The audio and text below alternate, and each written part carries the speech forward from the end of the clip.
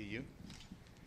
As you know, we will be addressing two sensitive items today.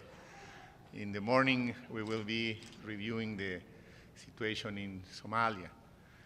There are three main issues here.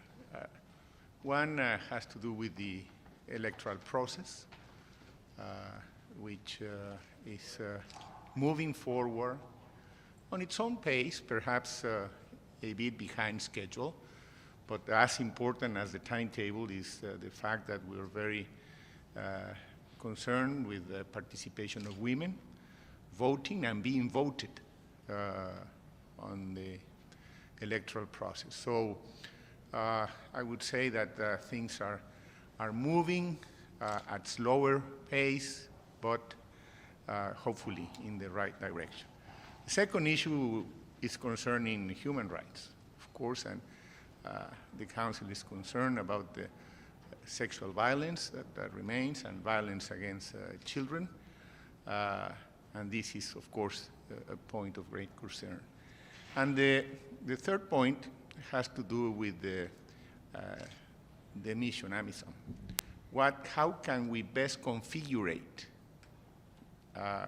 We need to pay attention to what the Somali government has to say, what the African Union has to say. As you may know, a hybrid model has been proposed. So we need to listen to all the different perspectives to see what could be the best way to reconfigure the mission there. The second item this afternoon will be on Afghanistan. Here, again, this will be the first briefing since Usama was reviewed last time, and there's a new mandate. So there, of course, the points of concern in Afghanistan are basically the same. You know, we're very concerned about what the situation on human rights of women is there, and I think that the fact that this will be the first briefing of the renewed mission, we also will have an opportunity on the Rule 37 to give the floor to some neighboring states that may ask to take part in the discussion, which I think is good, because that allows to listen to their voices and have a regional perspective of how the situation is there. So both are sensitive issues. Hopefully the Council will have an opportunity to also make additional contributions to improve the situation in both regions. Ambassador, do you want to hear about the issue of the frozen assets and aid, and to get a deeper picture how things going there? I think all perspectives are always welcome. We need to be cautious, of course, on how to weight, how weight do we give to each of them. But I think the more input we have, the Council has better instruments at hand. So I think it's positive. Ambassador, do you believe the international community is doing enough to avoid a humanitarian catastrophe in Afghanistan? Perhaps it's already unfolding. The humanitarian needs are huge. So my answer is no, I don't think we're doing enough. I think we need to do more.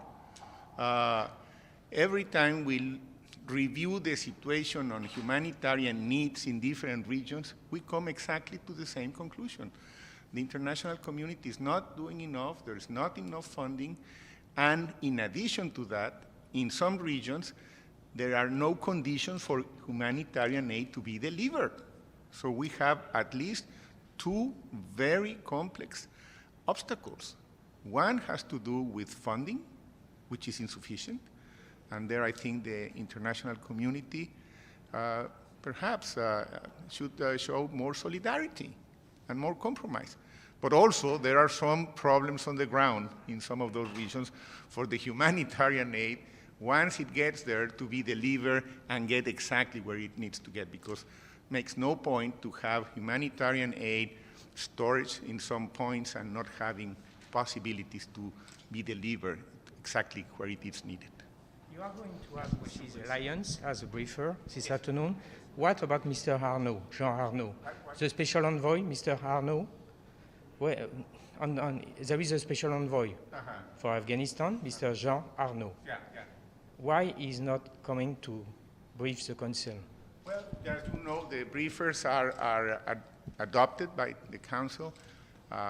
There's always some possibilities to have some people or others we try to accommodate, and finally the members of the Council make the final decisions. So we look forward to hearing SRSG Lyons today. Thank you. Have a good day.